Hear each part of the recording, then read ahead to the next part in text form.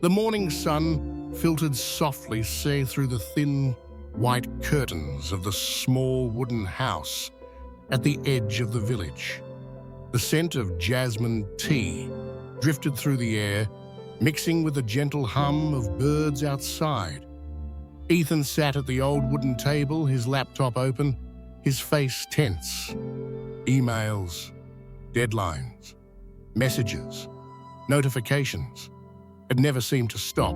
Across from him, his grandfather sat quietly, sipping his tea, watching the sunlight play on the leaves outside. "You look tired, my boy," the old man said softly.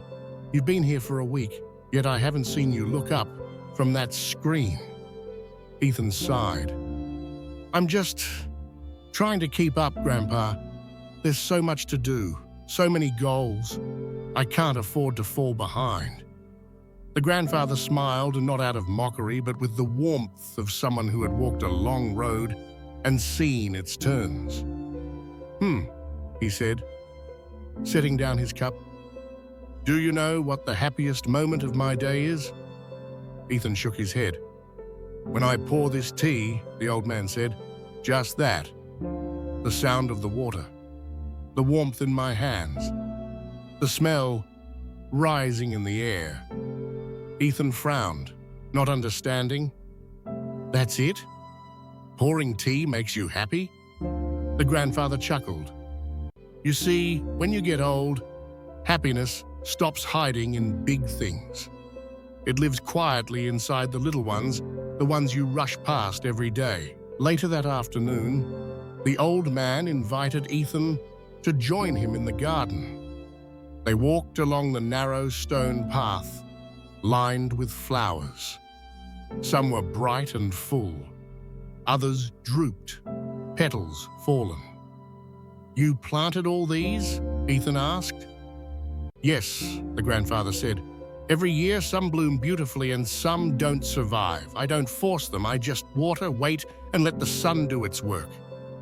They stopped by a wilted flower. Ethan bent down and frowned. "Why not pull this one out? It's dying." The old man smiled faintly. "Because it's still teaching me something. It reminds me that even the things that fade once gave color to my life." Ethan stayed silent. The wind rustled through the trees, carrying the smell of earth and leaves. That evening, the two sat by the porch as the sky burned gold and purple. Ethan finally spoke. "Grandpa, I don't know what's wrong with me. I have a good job, money, friends, yet I feel empty. Like I'm running fast, but going nowhere."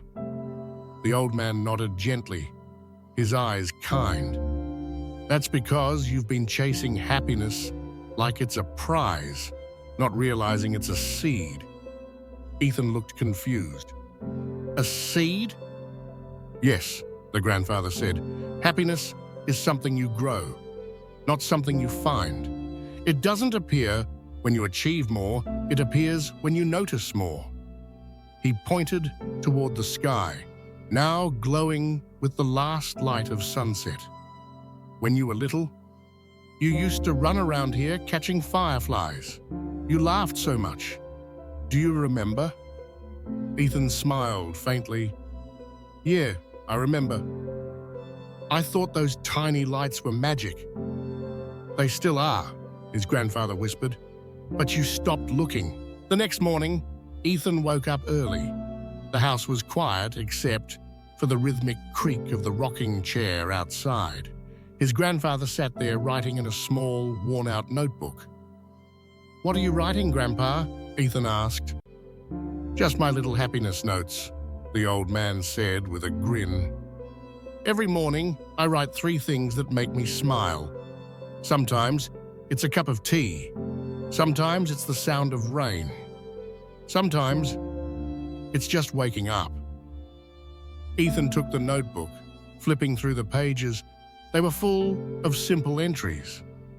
The smell of wet soil, a kind word from the postman, the laughter of a child across the street, the morning breeze through the bamboo fence.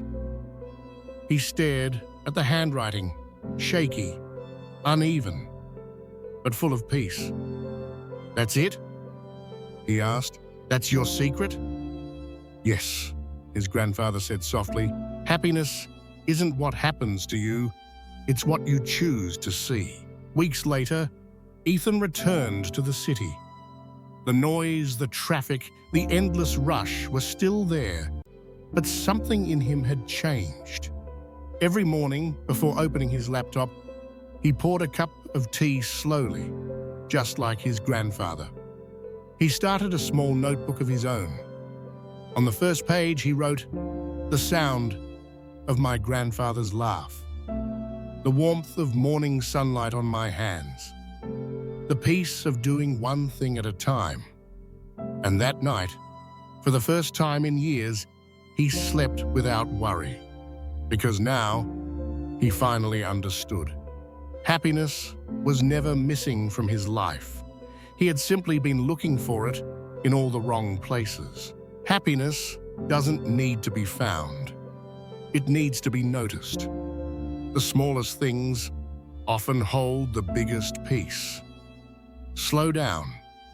Look closer. The secret might already be in your hands.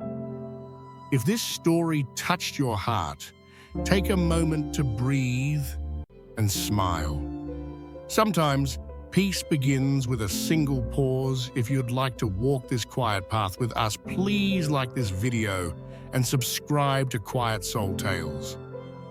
Let's keep sharing stories that heal softly, one soul at a time.